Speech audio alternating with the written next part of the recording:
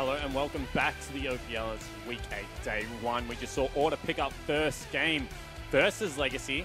In the end, the mid-game team fighting comp came online much earlier and took over the game. Yep.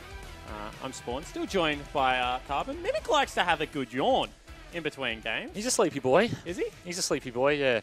I have the opposite problem with a lot of my players. I can't get them to go to bed. Yeah, no. I mean, I wouldn't say he sleeps a lot, but he's just always yawning. Yeah, but in that game, we saw Galio as well as Zach come online really early. Do you think this is potentially something Legacy should look to take away? Yeah, I think, potentially the Galio. I mean, we saw Claire just sort of farming. Yep. And that's, I suppose, what Corky wants to do. But the problem with that is if your team can't hold on until you have your items, you lose. Yeah. So I think the Galio is the big one there. Zach, while he was definitely influential and he was definitely getting involved around the map, I don't think that anything Zach-like that was getting them the leads. It wasn't the slingshots. It wasn't like a huge ult or anything. He would he slingshot bot on the back of a flash pulverize from Ali. Yep. He was following up on Galio ults. It wasn't like Zach was like the big problem. I feel like he could have done that on any champ. Yeah, I feel like if you're Olaf, Skarner, Sejuani, if you're any Same tank jungler with CC, that kind of thing will happen. Yep. I'm actually interested to get your thoughts because we didn't see it this game, but we're going to see 3 more best of 3s and another map in this one. Yep. Do you think jungle champions... carry junglers are back. I mean, Riot is trying very hard. Still too good. Riot is trying very hard to get them in there, especially next patch after the Cinderhulk nerfs and the Warmog's nerf.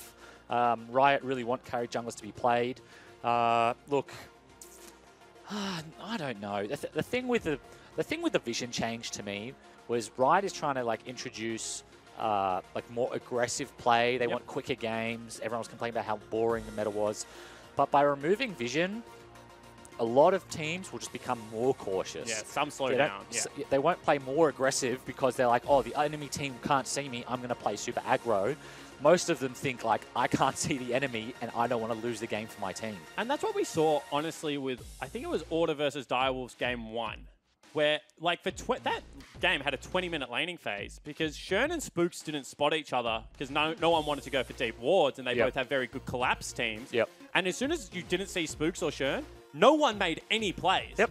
They just left waves neutral. And honestly, that game was kind of boring for the first 20 minutes. Yeah, and so it's for that reason that I'm not sure carry junglers will come back because you don't really want to play a carry jungler in that way. Yep. You don't want the 20-minute farm fest when you're playing Kha'Zix versus Nidalee because... really, a Sejuani or Zach or a Skarner is going to be so much more impactful in a team fight than you are. All right, so then was this your patch? Was this a Nunu that can go jungle support item or Ivan that can go support item and actually give you that vision to play a little bit more aggressive? Have you been just running around terrorizing solo queue? No, I only feed in solo queue and Riven. But no, I don't think so. The problem is that the removal of the green smites just made the early game so weak for Nunu and Ivern. Yep. The thing with Nunu and Ivern, or any utility jungler really, is that you need to get... You can't really gank. The only control you can get is vision control, and by taking away the green smite, you took away essentially the tool that allowed to get them into their mid-game stage, which is where they were so strong. Cool, so not going to see any of them. Just tanks forever as we get into Big Ban. Legacy now on the blue side. Tristana, Galio, Xayah taken away, and it's going to be Skarner as well as a Gangplank and Rise ban. So no Camille joining the bench this time around. Potentially the first time we'll see Mimic pick that up. It's going to be Varys and a Sejuani hover so far. Yep. Choo Choo's has changed up the bands, and as he's changed up his outfit, he's taken the shirt off, he's got the t-shirt on. Might be a bit warm in the studio. Really? Yeah, yes. Oh, all right, I didn't notice that one. Okay, so Sejuani locked in. I wouldn't be surprised to see the Zach or something from Sibol. The jungle meta right now is those team fighting tanks are just so strong for the reasons that we touched on just then. Yeah, you see ORD hovering some 80 carries, obviously wanting to pick that up in this rotation. Caitlyn is what they settle on, something that we saw them play week 2 versus Sin, and I don't think we've seen them play since potentially. No, I don't think so. I mean, AV have played a bit of Caitlyn. Yep. I think Direwolves have played a little bit of Caitlyn. Yeah, King's a very good Caitlyn player. Yeah, I mean, she's just one of those champs where you sort of win lane and champ select, but if you die one time, it's over. It's very difficult for you to do anything. As long as you're maintaining that chip damage and you're winning lane and you're getting the push, that's really, really good. But as soon as she falls behind, she's just so useless. So, yeah, I think it's definitely something that suits FBI and Rogue. They play so aggro, and, you know, they usually do have an advantage, so that's a champion that suits their play style. Yep. But yeah, we'll have to see what support they pick. And I always say there's kind of two styles of Caitlyn. There's the shove lane and be passive Caitlyn's, and then there's like the Uzis, which make you battle over every CS and are super annoying. Yeah. Certainly put FBI into the second category. Sybil picks up Kha'Zix, a champion that I think suits his playstyle a lot more. I always favored Sybil when he was on things like Rengar, Elise, Kha'Zix, Lee Sin. That was definitely his best meta. Yeah, I mean, he's definitely a good fast player. Like a fast jungler. That definitely suits him, I think, a bit more than the slower stuff. But Kha'Zix is an interesting position for me because, like I was saying, I don't think carry junglers really have a spot. Well, it's not that they don't have a spot in the meta, it's just they're just not as strong, I don't think. But Kha'Zix, his stealth makes up for it. He's just so good at being able to chunk lanes and chase people through the jungle that he sort of pushes himself into that sort of S tier, A tier. But when you look at the champs he's paired with, it's like, well, Kha'Zix, Azir, like, I don't really see not it. really the 2v2 mid-joy that you're looking for. Varus, like, yeah, I could maybe at 6, you can make something happen. But then, you know, if you had, like, Sejuani Azir, Zac Azir, like one of those tanks, it's just like, okay, this is a very obvious identity to me. Like, yeah, because it's a you hold him, I hit him comp. Yeah, exactly, exactly. Whereas this is like, Kha'Zix is stealthing around. You almost have to fight the team fight 4v5. Yep. But Azir can 1v5 with Peel.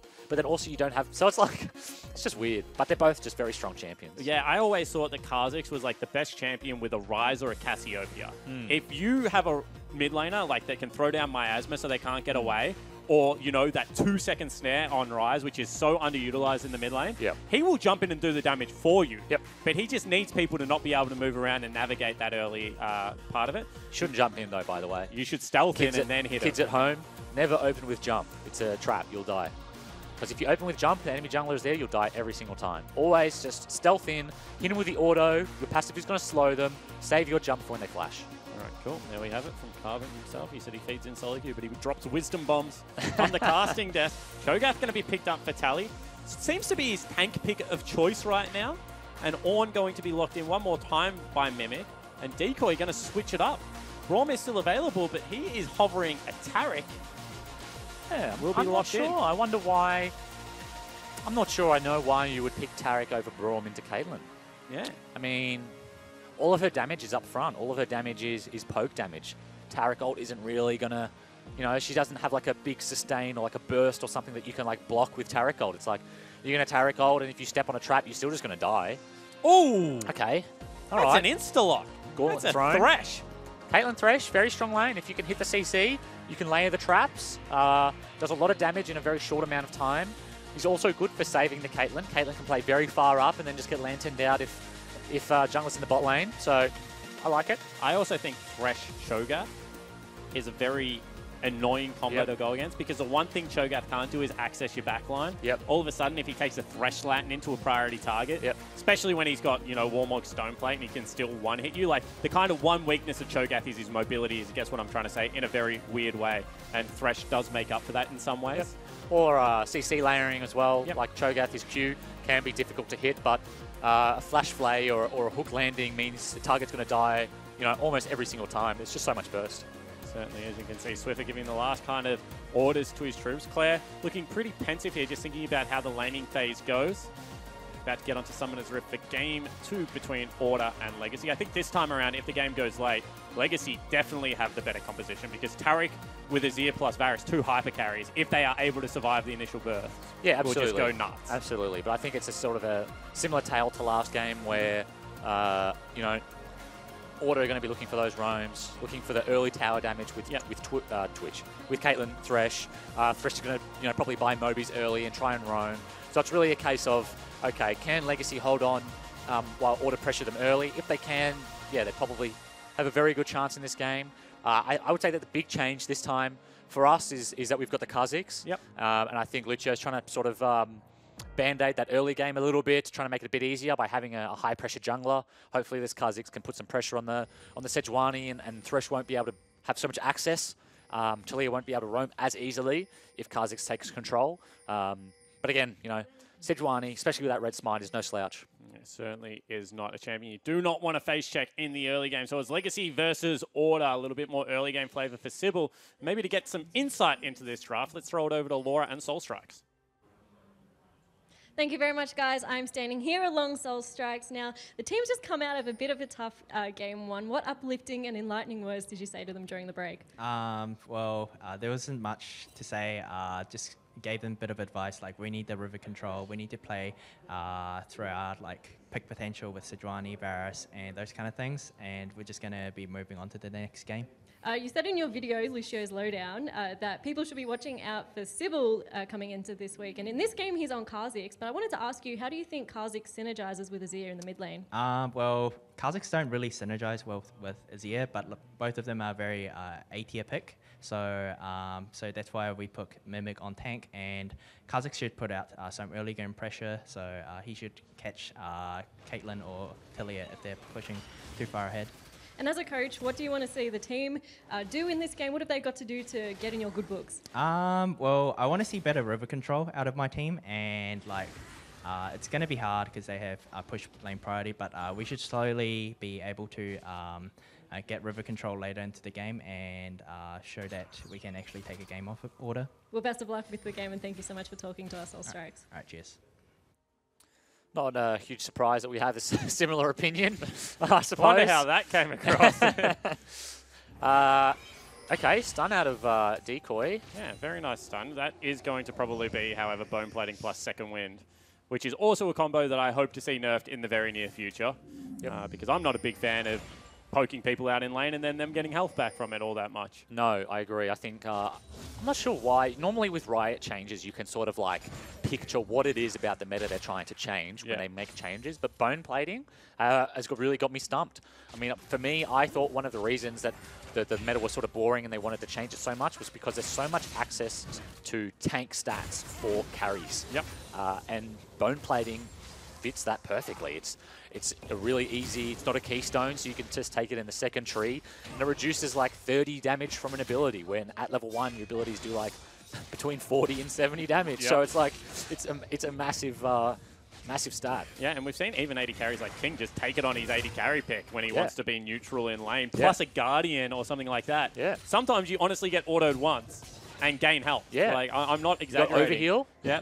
I agree. So that was a very strange change to me. I think they were trying to use it to bring back assassins, but then what they forgot, obviously, is that the person that plays against the assassin is also going to take this. And when you combo 3 abilities and it does 30 less damage on all 3 of them, that's a significant amount of damage that assassins now have missing from their kit. Yep. So I agree with you. It was a bizarre change. Swiffer gets punked. Gets punked. Chunked out by Ashton Claire. Kutcher, where you at? Do you used to watch that show? Hell yeah. I mean, I didn't have MTV, but like, I used to watch. Swiffer comes in mid lane. Actually, will zone Swiffer away from the turret. Respects that Spooks can be bottom side of the river. Otherwise, potentially could have been some more damage coming in there. Yep. So he doesn't have stealth yet, so it's okay to jump.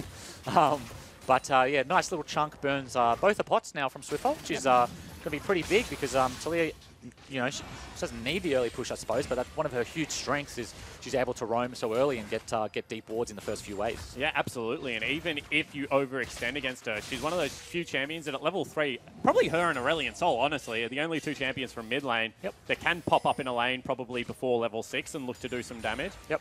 Bottom lane, we see a little bit of zoning coming on, but they're not denying any creeps. They're just crashing it into the turret, looking for that damage. See, top lane, very neutral. As Spooks actually runs into Claire here. Will be able to get the stun, potentially. Last play will hit. Claire burns Cleanse immediately. Okay, well, that's respect, I guess, is one way. Yeah. I mean, he doesn't want to take the damage from the stun proc. Yep. Sejuani does percentage health damage if she hits you while you're frozen. And by cleansing, I suppose he can stay in lane healthier, which is a good thing for him, as Talia has to base now, so he's going to get an extra wave for the use of that summoner spell.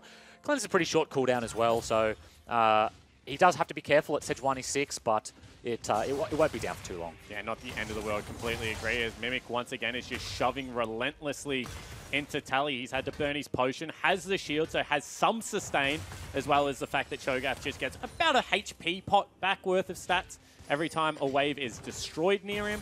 Kind of the Trundle effect, back when Trundle used to be very annoying. Yep. Do you remember when Trundle used to get it off Baron? Used to get HP back when Baron died, based Really? on Baron's HP. Oh, really? Yeah. No, I So you would get like literally like 400 health back when Baron died around you as Trundle. It was so good. real obnoxious. Yeah, I hate Trundle. Trundle's one of those champions with like just low counterplay. Like Yeah. when he's meta, he's just so annoying. You can't do anything. Like he's got no escape, but he's still hard to gank. He can stay in lane. Like you can out-trade him. He just heals back up. Like he's just one of those sort of anti-fun champs. He was one of those champions who could never play AD like aggressive junglers into, because what would happen is if you had a tank top laner, he would ult your tank and then run at you, and you're like, he's unkillable, and my tank does nothing versus And then he steals your AD as well. Yeah. So if you're playing an AD-based champ like Lee Sin or something, he just bites you, takes all your AD. Ooh, that's actually a that's lot big of trade damage. coming down. They actually land the second one as well. That's going to be the Ignite Burnt. One more auto should do it. Decoy will flash. Heal Burnt That's as another well. auto. Rogue Ooh. now has to flash. Heal Burnt on the side of FBI and Rogue. So very good trade back from Legacy. Yeah, super nice hook out of Rogue into the traps. That's the damage we were talking about. But yeah, they trade Hooks the flashes. on one more time. It's another Hooks trap. him onto a trap again. And this just looks like a masterclass in the 2v2. You see Swiffer also cheating into Fog of War, is pinged out immediately. Sybil now, however, bottom lane. Only FBI's flash is available. No wards for the Order bot lane. We'll see whether or not Sybil decides to go in here. Legacy, like they are so there's not really much that they can do. You can see Rogue how is looking. they're baiting. No flash on him. No flash. Will go forward. Will get Ignite. Look for the play back. Gets the hook, however, not going to be able to live through that one. First blood for Sybil. Woohoo! Let's go, boys. No flash on Thresh. Had to blow it on the tail dive earlier, so nice play by Sybil to pick up the kill. This is one of those scenarios where we're getting the early money on. Yeah, actually going to be the ulti in onto Claire. Uses the sliding glide to get away. Did not burn the flash. However, Swiffer flashes after him. That's going to be a Talia wall. Will corral him into the gap. However, fantastic flash. And somehow, Sybil's killed FBI. We take it? I don't know. Okay, I'm assuming that FBI just burned his flash, so maybe flash forwards trying to kill someone, or I actually have no idea because they have no CC on the side of the Legacy trio down there. So, be very interesting to see how he died. That is the no cleanse being punished. As Spooks coming in for number 2. Flashes actually stops that dash away. Will get the stun up. Gets the kill for Swiffer. That is persistence to the nth degree. Yep, but that's great play out of Spooks. He burns that cleanse early, and then he just keeps revisiting the lane until he dies. Fantastic play out of the Spooks and Swiffer duo. Do you know what the funny thing is? He hates it when people call him the Swiffer and Spooks duo. Oh, Because really? he says that everyone has always said Spooks and Swiffer. Yeah. So you can't say it the other way around anymore. It offends him. So Well, I mean, you'll be glad you got it right. Yeah, well, I mean, it's just alphabetical order, right? Spooks, Swiffer, I don't know. But no, look, great ganks. Talia's now got a small lead. The cleanse is back up, but yeah, it's exactly what we spoke about. And you have to say both junglers kind of doing their job this time around. Yep. Sybil Fulfilling punishing their roles. Yeah, Sybil punishing the lack of summoner spells bottom lane actually gets all 4 of them in the end. Yep. And at the same time, Spook's doing the same thing in mid lane, so very nicely done from the jungle role. Yep, completed jungle item for Kha'Zix. This is his biggest spike in the game. Most junglers spike at the completion of their jungle item because they're just so gold efficient. So it's probably about as strong as he's going to get comparatively. So he's looking for some river control now, which is a good move, something that Soulstrike spoke about in the interview with Laura there, that he was hoping that Legacy would be able to do better with river control this game. And yeah, and that pixel brush is kind of what defines river control for mid lane. Yeah. And then just below Dragon Pit is kind of what defines it for at least red side. if he can priority here. Sybil standing on a ward though, so. Yep. Re-stealth as he came out of that brush had already burnt the cooldown on that one. You can just see that Spooks and Swiffer sense something is up when it comes to this buff. They will chase him out. Burn an ultimate, actually. Okay. Nice jump out of Sybil to get out of dodge. Yep, so bot lane priority for Legacy means that they can invade this blue buff. They now need to return to lane. But yeah, cost them a Sejuani ult. So nice play out of the Legacy lineup, I think. And not only that, the pressure from Sybil has meant that Swiffer has lost his pink immediately. Yep. And had to go all the way around the long way. And Mimic is sitting mid lane. Yep. Waiting to just call in the ram, and there it is. You see Swiffer immediately trying to get out of dodge. However, misses the flick, and in goes Claire. Looks for the big glide. Will be able to get the flash out of Sybil, but that is a kill. Claire now has to burn his ulti in response, but this is 5 members of Legacy over in the mid lane right now. Someone needs to call Spooks back. What is he doing? He's just face-checked a brush, no flash, and will go down. That's 2 more kills for Legacy. Let's go, boys. That's that good stuff, Jake. That's that really, really good stuff. You can see that Varus and Tarek, they move up early from the bottom lane. They knew what was going to happen way before Order did. They were there to prevent any counterplay. We saw Azir get very low from the tower. He has no flash. Spooks tries to clean him up, thinking his team is coming, but yeah, they just get caught slipping. Yeah, very nice proactive play. I do, however, think that Spooks had the information on that play and just kind of threw himself towards the enemy. Now 4-0 Kha'Zix is going to make Talia's job of roaming around the map. I'm going to use the word impossible. You can disagree with me if you want. As soon as you lose, leave mid lane. He can probably one-shot you at this stage of the game. Yeah, it's just one of those things where, like we were talking about disrespect, if he disrespects the Kha'Zix and he doesn't get punished, it'll be huge. Yeah. Because Legacy bot lane, they've been playing up since those ganks at the early stage. They've had the push, so they're playing up in the lane. So in terms of the actual minion position, it's very gankable for Talia. But if Talia disrespects the Kha'Zix in that river and walks in there while he's there, she's getting one shot absolutely. He's got the Moby, he's got an extra longsword. This Kha'Zix is super accelerated. Yeah, so far ahead of the curve right now. Experience, however, is still in Spooks' favor. So we'll see whether when Sybil puts all of his camps on cooldown, obviously he has 5 up and Spooks has 0 up. So you would expect right now Experience to be there. How quickly he can get to that level 9. Max rank points in queue is always a big deal. We see now Order moving into the bot side river, that they know that Azir just got blue. So Spooks is comfortable moving in despite Kha'Zix being huge because he knows he's not there. So they get a little bit of control back, and what this means is that Kha'Zix isn't just going to immediately be able to take the river. He's going to have to first clear the wards on his side, and then move into the river afterwards. Or if he does just run straight in, they might be able to get a pick. I mean, he has Mobies, he's still squishy, he doesn't have flash. His Kha'Zix is killable. Yeah, exactly right. You always look for the Sejuani ult into the Talia flick. That is the 1-2 punch that we've kind of talked about. That you hold him, I'll do the damage. Meanwhile, in the top lane, Mimic farming absolutely fine. Has picked himself up his first item. We'll look for a recall here. Tally, kind of in a similar vein. Here they go. Order looking for bottom lane. Rogue will sprint forward, gets the play, gets the hook. That's going to be a Talia wall, actually cutting off 2 members. And they go forward looking for the fight. They put big damage into Swiffer, who has to take that ulti back. That's going to be Mimic in the back line now. Gets the knockup. Will call in the ram. Will be CC'd for the first bit. Will be CC'd for the second. Good ulti onto Claire as well. However, Tally in the back line will fall solo. Spooks now getting chunked out. Flash forward from Raid. Flash forward from Claire. And that will be a 2-for-0 trade. And that was a massive team fight out of Legacy. Order, they're trying to pull something back in this game. They're looking at their comp. It's like what you're talking about. They're proactive even from behind. Trying to make that roam in the bot lane work. They even had the TP come in first. Cho'Gath was ready, but unfortunately, goal difference speaks. Especially trying to engage on that Taric. Taric ult is so strong against team comps like this. And that's what it was. It was just a big pause button, and you could see they didn't want to throw any abilities out, which meant that Varus just gets to sit there, free hit. Swiffer's already flashing away from the engage at that point. You would think someone needs to call it off. However, does not get called off. Caitlyn loses the first turret. And let's take another look at this. I mean, Rogue walks in. This is a preemptive play. You can see that they're already in the river. They have river control. This, to be honest, as far as macro goes, is a good play. If you watch this in a vacuum, you would say this is a good play. The problem is they're playing against Taric and they're playing from behind. It's just so hard to kill the Legacy team. You see, this Sejuani ult was actually massive because Claire has flash. He was so ready to flash wall the entire Order lineup back into death. But didn't come off that way. Instead, he just picks himself up 2 kills in a turret, which is probably better than the 5 kills in a couple of turrets that would have come across if that did happen for Order fans. See, right now, they've got access to the top lane again. Tally now.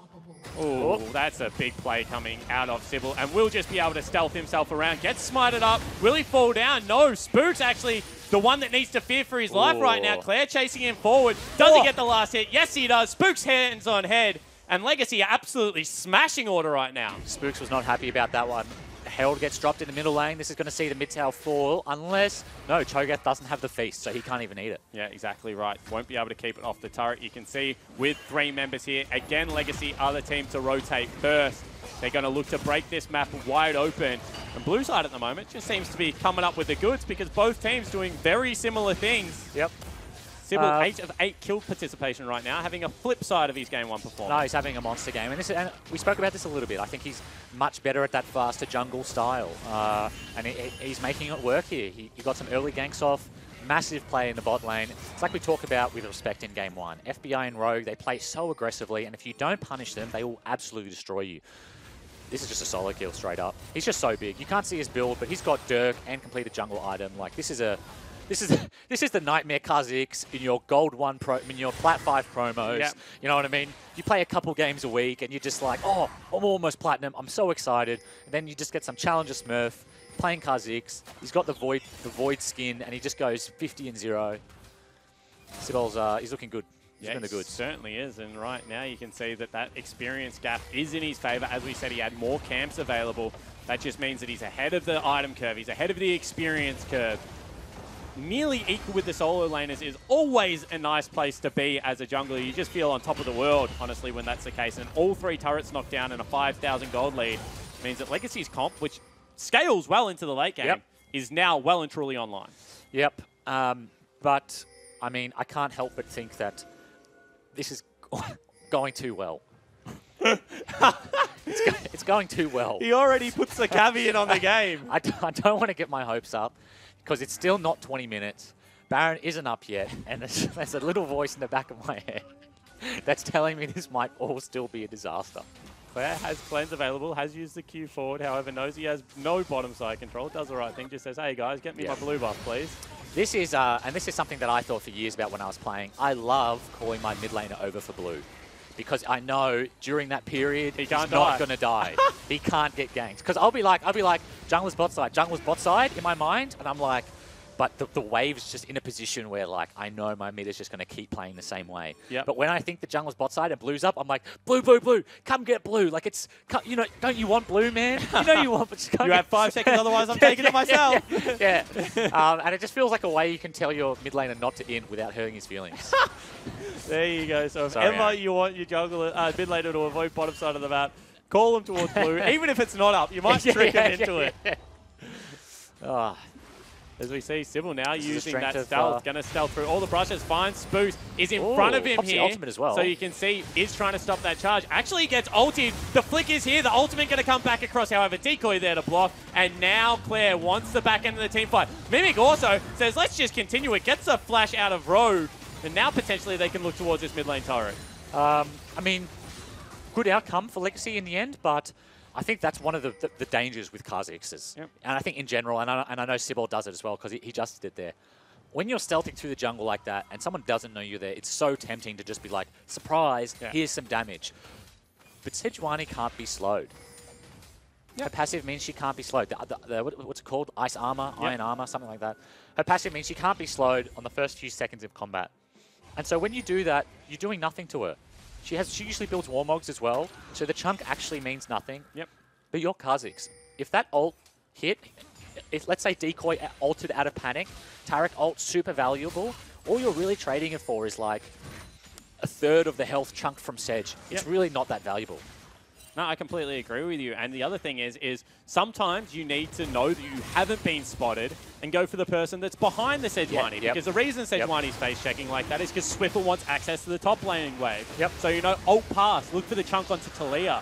Then she will panic burn summoner spells because you're a massive Kha'Zix at this stage of the game. I think sometimes players just take the first opportunity and not the best opportunity. I agree. In saying that, we're also sitting on the... it's so easy to sit up here and say that. When you're in game, you don't have God view, and you just sort of like, oh, there's a Sedge here. I better just hit her and run. I don't want to die.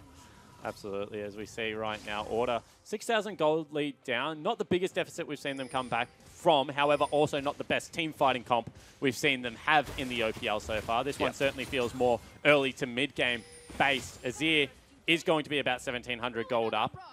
Varys is also about 600-700-ish gold up, but really the big gold lead is a 2,000 right now on the Kha'Zix. Meaning Talia and Kate never safe in those team fights. Nah. 20 seconds until danger time for the Legacy lineup. What did you say earlier? 37% of game. We lose 37% of games that we are ahead at 15 minutes. Hopefully this one is in the, what's that, 63? So we'll see what happens. Baron spawning now. However, if there is a comp that can do Baron relatively well, it is going to be a comp that has a tier Taric for the heals, and then all the damage is coming out of Varys and Azir. Maybe the one thing they don't have is a designated tank for it.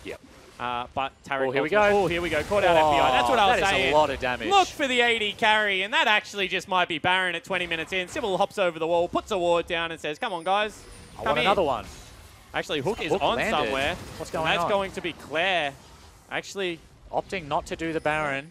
That's a strange choice. With the Caitlyn dead. I don't know about this one, boys. I mean, they do have the Cho'Gath. That's a scary steal. They're going to start 3-man here and put the Azir turret up. Yeah, that's actually very nice. They get mid lane control before they go towards it. Order kind of know something is up, but how do you really face check this comp? Like they don't. They just throw out the wall and they're going to separate it. Potentially Spook's going to look to get Tally in the pit, you would have to think, for that feast. It is up off cooldown. They can't finish Orn it. brings it here. Spook Spooks flashes into the pit. James goes Smite into the pit as well. Eat is there. Smite is there. Order get the Baron. And now they just need to look to get a couple of members away. You say Swiffer heals to get them out. And already Mimic looking to sprint forward. Flashes over the flick. Or a Rogue going to look to go to a creep. However, it gets blocked. That's beautiful play from Mimic. And you can see they will keep 2 members alive with the Baron. But still a good result for Legacy. Claire has his ultimate and his flash still up. He's waiting for someone to try and hold one of these towers and scoop them up. But yeah, I mean, that's Baron, I guess. Spook's a huge steal. Both him and Cho'Gath managed to get into the pit, so well played by the Order lineup. But you've got to think that was maybe a turn. I don't know. I mean, Baron is just... You've got to think that maybe Claire throws up the wall and pushes them back out. They were in there for a long time. They got to do something. I don't know. In there for a very long time. Let's take another look at it. 5K. They're walking in. They're completely on vision. I mean, at what point do you turn? The call here is clearly to finish because you don't turn at 1.8. Like Feast does 1,000 damage. Really nice combo. Really nice combo. Yeah, it certainly was. Needed to be an earlier turn out of the Legacy side. Order, they somehow managed to get in the pit through Ornn ult. Azir ult doesn't get used. Would have loved to have just seen a Taric ult and everyone over the wall. Yeah. I mean, they all have sums. Would have loved to have just seen them full commit on the 4. You don't need to take the Baron to win a game. They do get about 2,000 more gold from that, but the question now for Order is how long can you stall out? Can you stop bleeding objectives at this time? Banner of Command minion going to be picked up for Tally. Can you somehow get a pick onto an Azir, onto a Varus, and set up a big wave and maybe take some of these turrets for yourself? Because as far as standing gold goes, there is so much still on the map, but they just don't have the items to realistically look at that just yet. They need Legacy to make another mistake. No, I agree. But yeah, I think the next mistake from Legacy will be fatal. I mean, the gold lead is one thing, 8K, that's a lot of gold. But if one person dies while this Baron is still active, standing gold is going to start to fall. And we've seen it time and time again with this Legacy lineup where if they fall behind, looking for Swiffer. However, they kind of know he's there, but it does not matter. Pop goes the Weasel, and Swiffer was there, and now he's just not. Huge pick out of Sybil. He is having an absolute blinder this game. This has got to be probably the best game I've seen him play. For decoy, however, Ornn ultimate comes out straight away. No flashes, as you mentioned. Don't go for the big members. Never mind, they definitely do have flashes. I just trusted you blindly. I thought Thresh flashed in the last team fight. We see Mimic doing a good job, actually. No, that's Raven stepped on one. But that's a bait. Gets the flash this time out. Sunglasses come down. You see the music blaring. Hook will go wide. However, they will successfully defend their base. Ray tanked the tower there with his Varus ult. Took about 3 tower shots. All of a sudden was 2 bars of health, and the team had to back out. Pretty poor micro there from the young 80 carry out of Melbourne. You've got to think that 4v5, that would have been a really good opportunity to dive. But yeah, tower shots, some poor tower juggling means they need to back out in order to get another opportunity to farm. And I think that the name of the game right now for Order is, even though I don't like playing the game way and you don't like playing the game this way, is to just stall. Yeah. I mean, full death cap down at the moment. You're like a full... Actually, no, that's just a QSS. So you can maybe argue that whilst defensive stats are good, you don't do more damage with them. Meanwhile, Sybil is up like a full item as well. I don't know about that, man. Like, they get outscaled so hard. The only role in which they scale better is Spooks versus Sibol. Sejuani scales a lot better than Kha'Zix just because of the team fights. Kha'Zix eventually can't access the backline anymore because they build GAs and stuff. Caitlyn versus Varus. Maybe you can argue for Caitlyn because she builds crit, but even then, Varus does so much damage. He also just adds CC and things to the fights, which as the game goes later, everyone does a lot of damage, but you can't buy crowd control. Yeah, I agree. Which is a big thing. That's kind of why we say that Kha'Zix gets outscaled. So if you apply the logic to Kha'Zix, you can't then not apply the logic to AD carry, I don't think. I agree. So really, I think Legacy scale much better. Taric super hard outscales Thresh. Yep. I mean, Thresh almost becomes useless in the late game. He can only hit a monster hook. That's all he can do. Whereas Tarek Gold is just so valuable. I think even worse than that is nearly a Flaybot. He's hoping that he can get Sybil away from a carry. Yeah. So he's going to probably stand on he's whoever's just more box valuable. on top of Caitlyn Yep. and then hope that she can 1v5. So, I mean, they do need to continue farming, of course, but I think the way they win this game is by turning a dive. Legacy are either going to delay until the next Baron spawns, which looks like it will be the case. They're not really pushing anything too hard. They're just farming waves and basing, trying to hit bigger spikes, waiting for the Baron. But yeah, Order need to either wait for this Baron turn again, another steal, or they need to try and turn a dive. So this is kind of the ideal practice for Legacy then. This is probably what you hope out of your scrim partners all week. You're probably going to have another crack at Baron at least. Yeah, and we'll if it see. goes pear-shaped again, I think that this is nearly another stall Baron. You might get a third crack at executing on a Baron, Tim. Yeah, I don't know. It's all gauntlet practice, right? We saw that on my way pings in the topside jungle there. Legacy, they know that they need to control this area. They need to control this space in preparation for Baron. It's in a minute 30, so expect them to shove the waves out here and then move in as a team, hopefully. Put down some pinks, control that top side. And I mean, I'd like to see them go for a team fight. That Baron is so hard to secure. Just bait them into the jungle. You guys are so far. They have to know. Press tab. Look at the scoreboard. Look at the Varus items. Azir items. Kha'Zix is 6-0. Like, please just team fight. Got a Please death don't tap do on the the Baron. best scaling mid laner in the game right now. Yeah. You've got a couple of items and some safety on Raid, who's nearly got both summoner spells up and available. I feel when they have 10 summoner spells up, not that the teleport's really all that relevant, so maybe 9 summoner spells up, just go for the all-in. Interesting approach here. They're moving into the bot side jungle with Baron spawning. Can't help but think that if they'd stayed up there, maybe they would have killed Thresh. Yep. They may still do that, but yeah, I know Luce won't be happy with that from a macro perspective. Sybil is looking making for him. a beeline, kind of knows where he could be, however, does check a couple of wrong brushes. How quick is he? He's quick. He's not that quick. Varus is going to push this top wave out. You can see that Legacy, all 5 members here, Ornn also in the top side jungle. They're just trying to control it in preparation for Baron. That was his jump. Yep. Hopefully that's the last time he does that this game. Bummer. One thing I'm going to say is James is going, Tally is going for a build that I hold very dear to my heart when I'm behind. That is Knight's Vow. Because what you're relying on is your 80 carry to do damage, so you're tanky. Yep, agree. The overlooked stat on Knight's Vow is whenever FBI does damage, when this Knight's Vow is picked up, okay, Tally will get health back. As you mentioned, Baron has spawned. Let's see how they deal with it this time. All in the Ornn. Straight away, that's in a choke point. Will they flash forward onto Rogue? No, they don't. So instead, Sybil by himself is looking for someone, but they know he's there. They don't throw anything at him. Maybe they blow him up. Yes, they do. Shut down for Tally.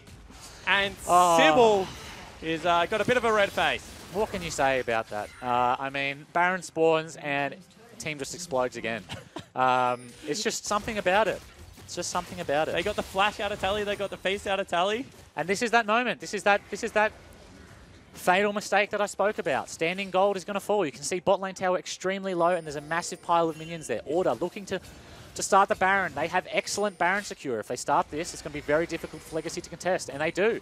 No, they're actually just looking to clear away the vision. So they're just going to treat that pick as once again a stall, trying to control mid lane brush. Talia wall comes across, actually. Will not cut anyone off, however. And you can see that's just going to be a hard reset. Bottom lane turret didn't fall, even though there was a banner of command minion down there, I believe. Going to be a big reset. Big flick, however, onto 3 members. That will be the Tarek ult. Mimic flashes out of it, however. No, just got into it at the end. Hooks onto Raid. That will be Spooks falling down. Now Tally looking to be the only frontliner left. Claire goes in. Claire gets everyone. Huge team fight ulti. Will get hooked up. FBI flashed into the middle of the team, and now it's just Rogue, Swiffer, and Tally trying to get out. Somehow Claire falls down. Tally's still left up and alive, but Raid is doing a huge amount of damage, and that will be the shutdown. Sybil goes forward. Sybil will complete the ace. And finally, Legacy make it work. Sybil gets a triple kill there. Massive play out of Claire. Hits him with a huge Azir ult. Takes out the Caitlyn, who is the last sort of carry left for the Order lineup. Hard to throw at Baron when the enemy team is aced. So it did take Order to initiate the team fight, but Legacy finally find one that works for them. Like I said, that Tarek ult is just so massive. Despite being a man down, despite having a massive flip out of Swiffer, Tarek ult means it just doesn't matter. Yeah, exactly right. They actually held the Baron then for Sybil's spot. He's just practicing. Just practicing. That's what I said. This is like a scrim block for the Legacy lineup. We see it again. Trying to find a pick there with the Talia wall. And this was, to be fair, this was a massive play out of Swiffer, but 8k gold is 8k gold, unfortunately. Tarek ult just so huge. Sejuani just gets burned here by the Azir. Raid, instant QSS, well, almost instant QSS. A great Varus ult, which spreads to Talia. And then we see Claire come in here with a huge scoop on the AD carry. Does pay for it with his life, but Sibol manages to clean up. And I think you kind of have to question FBI running through 2 members to try and get towards Claire. Potentially, if they kite upwards, they can look to, you know, keep Talia alive, keep Caitlyn alive. However, Sybil is just still too massive and cleans the back end of that team. And that's the perfect sort of team fight for Kha'Zix. Like, assuming he was alive, he wants to do the same thing. He wants to come in at the end, stealth in, kill some priority targets who are low health. He doesn't want to initiate a fight by running into 5 people, not autoing anyone, hitting the plant and dying. Absolutely agree with you there. Everyone likes to get some damage before they int. It's always fun to have a bit of an int when your team's winning. However, you would prefer to be one of the carries, and he certainly is this game, 9-1-8. Well, being a zero-death jungler is, I think, you know, it's, for me, you spoke about the other week about how Spooks view a jungle win, getting both crabs or getting both Wraith camps. For me, junglers who manage to not die and still be proactive or active in the game, you don't have to be proactive, but if you're active and you end the game with 0 deaths, to me that is just so impressive. When I look at it, cardboard roll, you just die instantly if you make a mistake. And you often play engage. You're often playing an engaged champion with you know, the second least amount of money on the team. Yep. So you're often sacrificing yourself for your teammates, trying to keep the carries alive. They get all the farm. So if you manage to do all those things and not die in an entire game, I think that's just so impressive. Well, you can see Spooks right now. He was even at 11, and now he's down 2 whole levels by the time it gets to 16. People might think, why is that happening? Well, he doesn't get any farm anymore. No. As soon as he gets blocked out of his jungle, he no longer gets farm. I guarantee even if he had access to his jungle, they would still be saying, mate, just give me the gold over here. Like, FBI is saying, guys, the last hope, throw it on the Caitlyn, get me to 6 items, maybe I'll 1v9 somehow. As soon as you fall behind in jungle, you sack all your farm to whatever carry has the most chance of getting you to the late game, and all you can really do is hold on for the ride and hope that they can carry you. I mean, at this point, Spooks really is just free money. Despite being a tank, he's just so far behind in XP and items that, I mean, you saw it in the last team fight. He was the first person to die, despite it being a 5v4. He just melts. Yeah, got absolutely burnt by Claire and Raid, who right now are online. Only going to get worse as this game progresses. You see right now that they're trying to hold the turrets. The last outer falls down. It's an 11,000 gold lead. They flick Sybil. Hook misses. Just barely. I wonder whether he was visible when that was thrown. I feel like that was a hook meant for Tarek. Okay. I feel like he just got hit by the... Because he would have been invisible in the bush, and I feel like he would have got... Yep, no, I can appreciate that. So, you're all right, Rogue. We'll let that one go. One thing I do want to point out is Raid's build this game, opting into Bork last. He opened with Merc Treads, then he went QSS, then he went Wit's End. Lucio probably had some stern words with him after the not building Wit's End in the first game versus all that magic damage. I reckon that might have been the case. I think it almost certainly was the case. I think this build on Varus is just so strong. You do so much damage, you still have all that CC, and you just don't die. He's just immobile. People try to dive you, but as soon as you get to that, especially once you get a kill and his passive kicks in, and you can just sentry turret, you can just stand there and just Legolas the enemy team. He jumped into a wall again. Come on, Lockie. I never did that. That's not true. I did it a lot.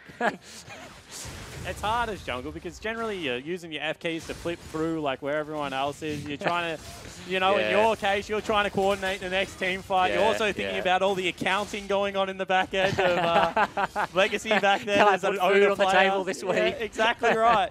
You hope that the muscle meal delivery comes in and all of a sudden you've just leapt into another wall. No, I was a serial...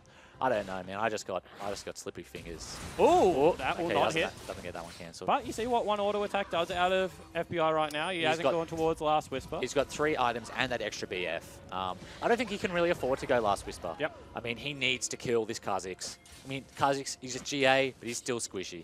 This Caitlyn needs to make an impact. Her poke, it needs to be relevant. Yep. She's not going to waste her rapid fire procs on Ornn. She knows even with Last Whisper, that's going to do nothing. He's too tanky. she needs to be chipping away at Varus, Azir, or Kha'Zix. And she also needs to be able to continue the fight, which means she needs a Bloodthirster, because there's no way he's not going to take incidental damage. Claire's range is too long. Sybil's going to throw himself at him in hopes of picking up that kill. So if he gets chunked to 400 health, he needs to be able to get some free autos to be able to build the health back up. Something that people forget a lot. They're like, why aren't you just building Last Whisper? Well, if you do it on Caitlyn, you just have 0 lifesteal apart from Fleet Footwork, which isn't going to get it done in the late game. You essentially relegate yourself to only hitting trap autos.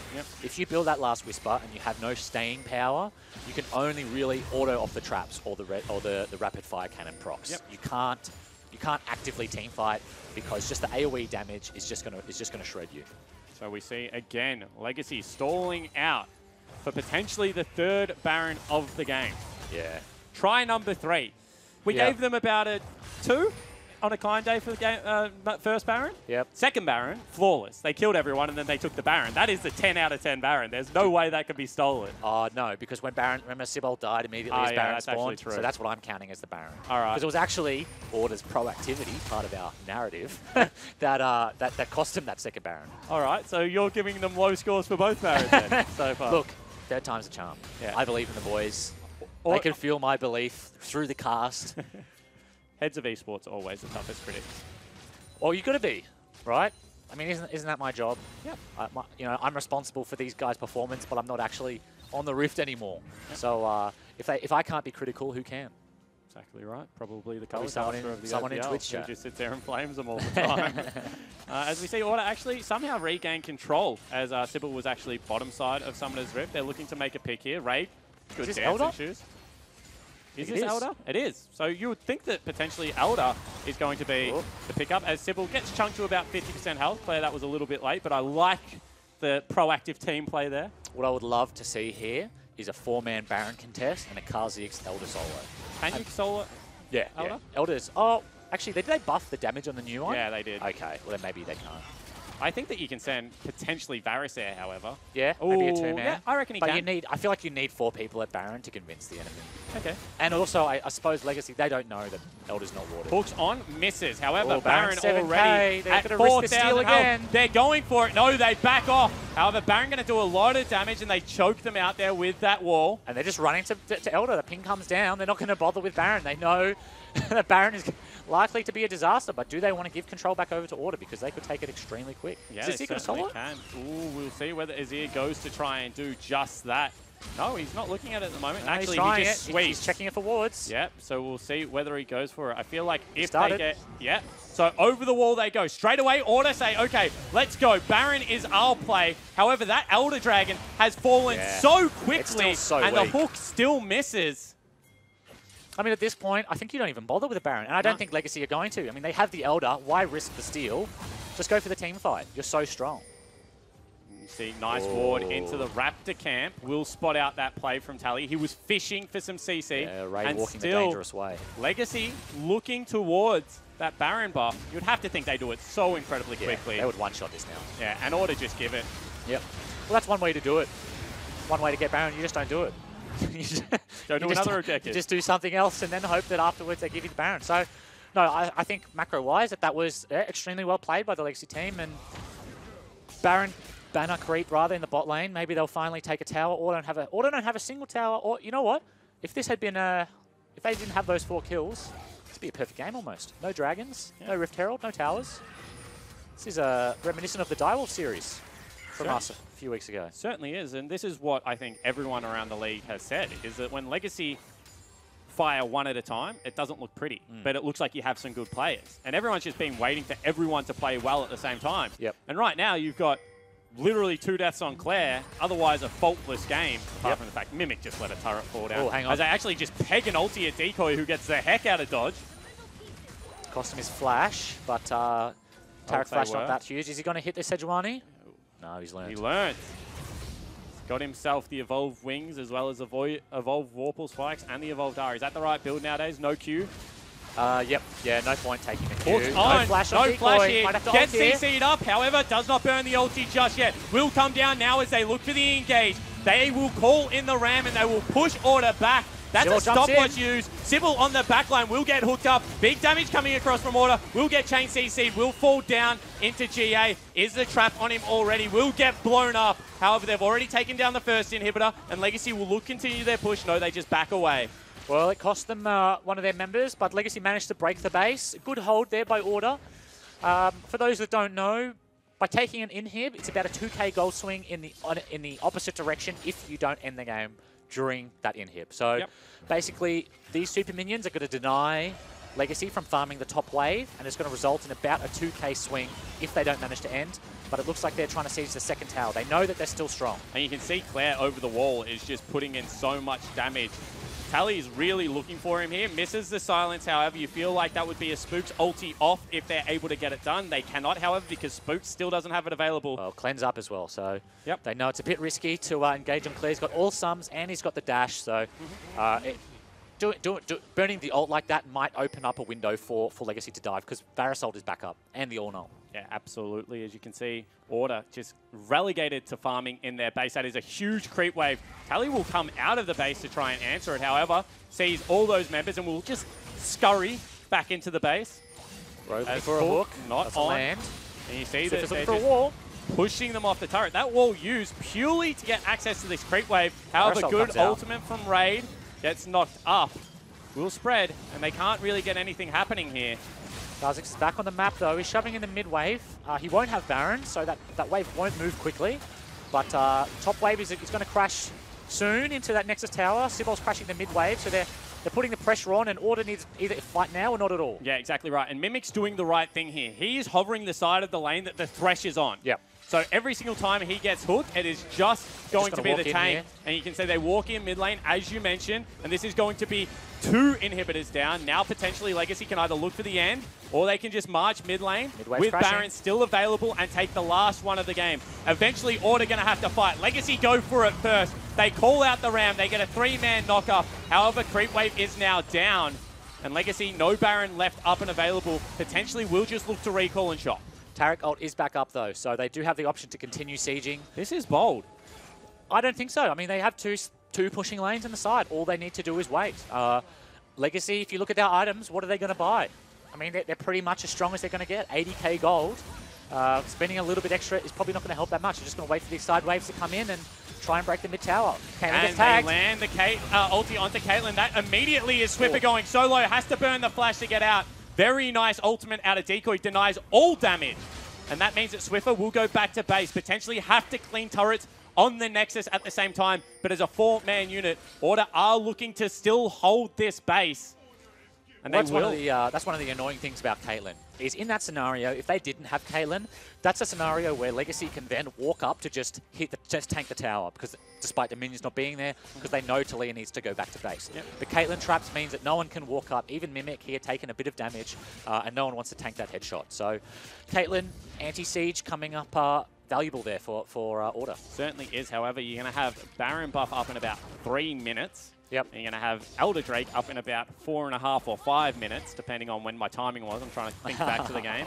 And that is just going to be Order for the next couple of minutes, farming out creep waves. If they lose one team fight, game over. They're out of the game. If they don't look for a team fight, they probably lose the Baron and the Elder Drake again. Yep, I think the question here is, do Legacy try to put the screws in? Do they try and just take this tower? It's extremely low in the middle lane. They have 2 side inhibs. Side inhibs are the best ones to get.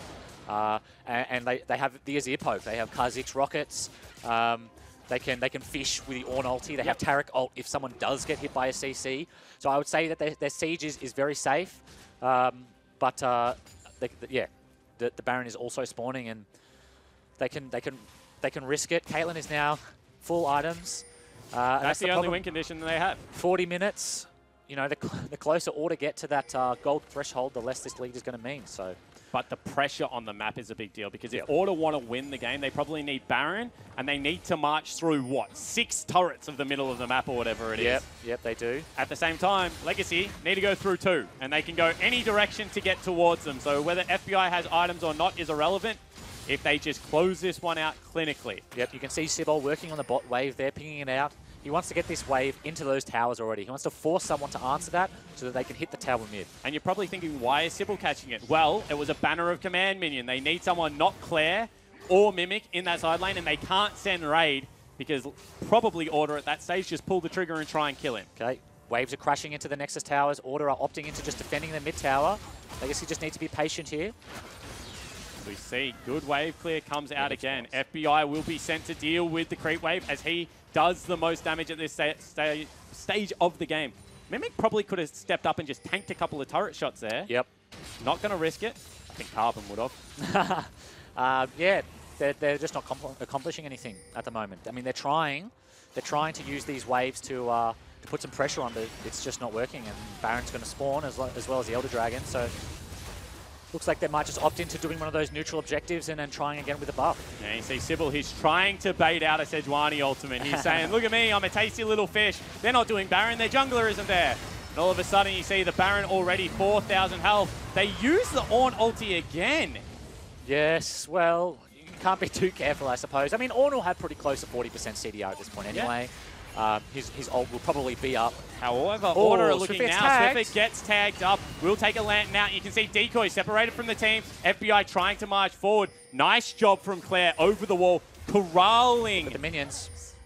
Actually, that's going to be an ulti. That's going to be onto Mimic. Not the target you probably want. Spooks already goes very low. That is, however, the ultimate out of Tarragon to only 3 members, but doesn't matter. Look at the damage coming out of Claire. Tally has to use his ultimate, has to flash away. Sybil on the side, looking for Rogue. Will get tagged up a couple of times here. Will go in, looks for Swiffer instead, will jump away, and now FBI just wants to tag him out. Flashes over the wall. FBI will be able to pop the GA. Can the rest of the team get here in time to save him?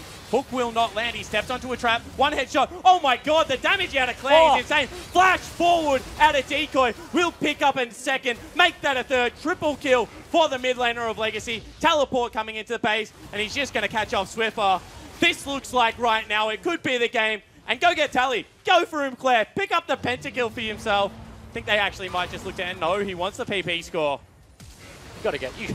I mean, you can't. It's not a question. You can't not farm the PP. You got to get it. Is that really the question? I think the question is end the game. It's 30 seconds, 40 seconds. Ooh, does he just die for it? Gets knocked up, gets ultimate, shut down for Tally. Dances on his body. Legacy will pick up the win. That will get the last laugh, but Tally still gets a chuckle.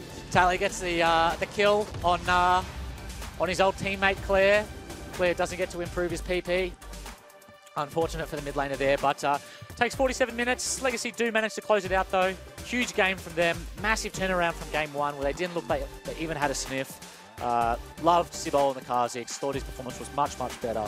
I like the mid game out of the carries. I thought both Raid and Claire played well. And perhaps back to the drawing board for the Chiefs. Back on blue side. Order, sorry. Yeah. Chiefs, they're probably still at the drawing board. Yeah, they play big next. game tomorrow. Oh, no, they don't. They play tomorrow. Yeah, I was going to say, you confused me. No, you're absolutely right. But what I will say there is the Kha'Zix was completely different. Yep. Because we saw Sybil game number 1 actually have an experience lead, actually had a camp lead. But he didn't translate that into anything, where he was much more confident on Kha'Zix to get into the lane and to have an impact on the game before it was over. Fast junglers have a much more like linear flow chart. And what I mean by that is like the things that they do is a lot like easier to map out in your mind. When you play Kha'Zix, it's like, okay, like I want to hit level 3 and I want to gank. Then I want to hit level 6 and then I want to stealth and force picks. Yep. But Sejuani or tank junglers really, it's much more, the flowchart is much more difficult because it's like, well, I can gank early, but also I really need to hit my level 6 power spike. But also when I hit 6, might not be the right time to fight. Maybe I should farm. Yep. The way you play those champions is a lot more like macro-oriented, whereas Kha'Zix is a lot more micro, a lot more just outplay the enemy. And I think the other big thing was this time he could make plays by himself. When you're a Sejuani, if you find someone in a jungle, you're relying on someone to follow up on that CC. Precisely. This time around, we just saw him stealth in, kill Rogue. I think he killed Swiffer as well. Solo when killed Swiffer was Swiffer, looking which was for huge. Yeah, Solo killed FBI. All those little things are like nuanced play that you don't really pick up on. Like, why wasn't he doing that game 1? Well, he's on a completely different champion. And players are gated by play styles as well. Yep. Of course, everyone wants to be the complete player. Everyone wants to be the ideal player, and I can play tanks and utility and carries, and I can do it all well.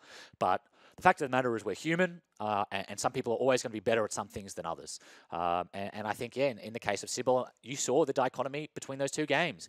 On the tank jungler, on the macro, slow play, looking for like a team fight, looking for vision control, was much less successful than when he was on the fast jungler, where it's all about outplaying the enemy, micro, getting a chunk, you know, being creative. And I think, yeah, he had a lot more success on that, and I was really impressed. Yeah, night and day performance for Sybil. Night and day performance, honestly, Yep. for Legacy as Big a whole. game They pick up game number 2. So we're going to game 3. Before we get there, however, let's throw it over to Sharp and Laura to break that game down further. Thank you very much, guys. And with that win, Legacy are booked in for the gauntlet. It means Bombers are out. And even though Legacy did have a much better performance in Game 2 Sharp, it was a very long game. Legacy still have this late game curse going on. They had 3 Dragons and a 10k gold league for such a long time, and they still couldn't close the game out. What's going on? To be honest, I didn't even... Once it got past like 30 minutes, it just turned into a clown fiesta, honestly.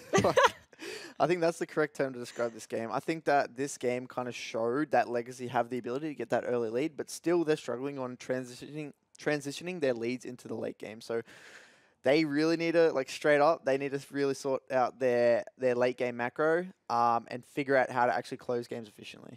You wanted to talk about Legacy's tempo as well this game, because there was a particular play in mid where they committed, they pulled the play off, and they were able to find their footing and their groove for the rest of the game. Yeah, so I think this was a really excellent play from Legacy. So they recognized that Talia just came up from blue buff, so Sejuani handed off blue, and they knew that he didn't have flash from the previous play, so Ornn just roamed down, knew that they could engage and get him in between the tier 1 and tier 2 towers. So this was, for me, the biggest tempo shift, because now it gave Azir the pressure in the mid lane, and Legacy just coordinated this play so well. They had their bot lane already roaming up, and then Spook's trying to compensate for that play, walked in and try to get something on the back half of that fight, and just really that really just changed the whole tempo of the game. And then from that, Sybil was able to slowly move into the jungle, control river, slowly move his vision in with decoy, and just control the map. And Jake and Carbon were talking about how Sybil had a great game this game, and he did it in comparison with game number 1. He definitely popped off. But do you expect there to be a game where 4 Barons spawn when you have a fed Kha'Zix that was like 9-1 or something? I think when you've got that fed of a Kha'Zix, like in pre-25 minutes, you don't really expect to go to 45 minutes and go to 4 Barons. I think you know that something's gone very, very wrong at that point. But I think that I wouldn't really say that they were composed in a way. I think that they got very panicky, especially around the Baron, when they had the choice to either just rush it or turn. They didn't make a decision. They're like, let's just stop. Let's leave it at like 1800 health and like maybe turn. But you can't do that. You have to make a decision beforehand. Are we turning? Are we finishing? And what are we actually doing? So I feel as though they weren't aligned on how they wanted to close out that game. And that panicky gameplay style that they were going on around Baron really gave Order the room to stall at that game, which could have been potentially dangerous. You know, like see with FBI on the Caitlyn, he got to 6 items, which is extremely scary, since Caitlyn is probably one of the best 6-item AD carries in the game. So Legacy are fortunate that that Elder Dragon's been getting buffed and these neutral objectives have been getting buffed, so that just allowed them to close out the game. So possibly in past patches, or potentially if they weren't versing maybe a Talia and a Thresh when getting behind is not the best champion, they should have lost that game. And I said after game number 1 that I wasn't really sold on Mimic on Ornn, but you were saying throughout that game you could understand why they were putting him on Ornn. Yeah, so I mean, he's obviously had a lot of priority on Ornn, or Legacy have. And it hasn't really made a lot of sense to me so far, but this game for me, it really put the nail in the coffin for me. So for Mimic, what I've realized with Legacy, it seems that Mimic is the person that capitalizes on the opportunities that Claire and Sybil present for him, and that he's able to recognize where he's needed and roam up and exert his pressure from lane that he gets on a tank matchup, and then put that through the map. As you can see how he's constantly roaming up looking for ults in mid lane when he was getting priority in lane. So I think that was really impressive from Mimic to be able to show that he has that prowess on tanks. Sharp, we both predicted it was going to be a 2-1 to Order. Do you think Order are going to be able to pull it back though, or do you think Legacy are going to have the momentum to pick up game number 3? So I think this is the scenario in which you see where the infrastructure comes in. The support staff, all the fundamentals behind in their gameplay. Are they able to recoup? Are they able to figure out what their strengths are, how to cover their weaknesses going into Game 3? So I think you'll really see, if Order really are the team that they're hyped up to be, you'll really see them pull it back in Game 3 and potentially, with their infrastructure and their base up in Melbourne, down in Melbourne, really see if they've been working and ingraining those fundamentals and being able to recoup as a team and pull out a strong performance in Game 3. Well, we're going to head to a short break now, but when we get back, we're going to see if Order can pull it back in game number 3 or if Legacy can dominate this series. Don't go anywhere.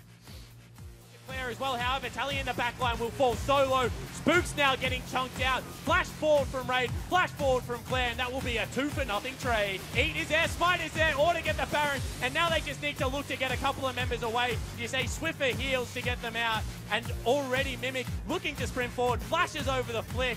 Or a Rogue going to look to go to a creep, however, gets blocked. That's beautiful play from Mimic. Claire goes in. Claire gets everyone. Huge team fight ultis. Will get hooked up. FBI flashed into the middle of the team, and now it's just Rogue, Swiffer, and Tally trying to get out. Somehow Claire falls down. Tally's still left up and alive, but Raid is doing a huge amount of damage, and that will be the shutdown. Sybil goes forward. Sybil will complete the ace, and finally Legacy make it work. Flash forward at a decoy. Will pick up in second. Make that a third. Triple kill for the mid laner of Legacy. Teleport coming into the base, and he's just going to catch off Swiffer.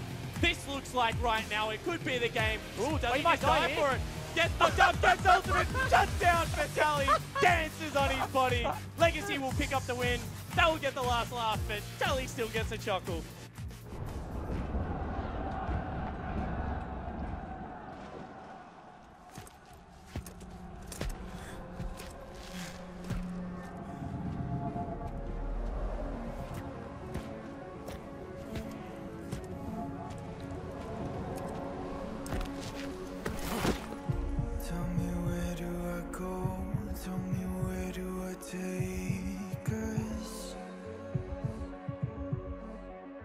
Your heart is starting to slow.